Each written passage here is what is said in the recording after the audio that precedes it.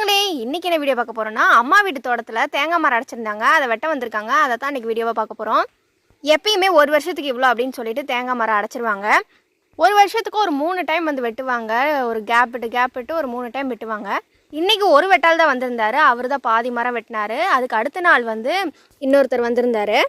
ஒருத்தர் தான் மரத்து மேலே ஏறி தேங்காய் ஆவாத மட்டையெல்லாம் வெட்டி போட்டுட்டு இருந்தாரு. முக்கால்வாசி எங்கள் பாப்பா தோட்டத்துக்கு வந்தாவே எங்கள் வீட்டில் இல்லைன்னா எங்கள் அப்புச்சி வந்து சலையில் பிடுங்கி இளநி போட்டு கொடுத்துருவாரு. இளநி கொண்டு பஞ்சிருக்காது. இன்றைக்கி அவங்க வந்திருந்தனால சரின்னு 2 இளநி சேர்த்து போட்டாங்க. அதை தான் குடிச்சிட்ருக்கா.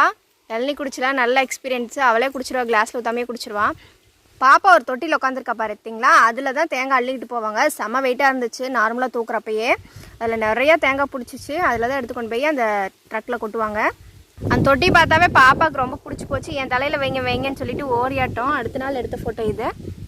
வெட்டின தேங்காயில் எடுத்துக்கிட்டு அவங்களும் கிளம்பிட்டாங்க, நாங்களும் கிளம்பிட்டோம். இந்த வீடியோ உங்களுக்கு பிடிச்சிருந்தா சப்ஸ்கிரைப் பண்ணிக்கோங்க.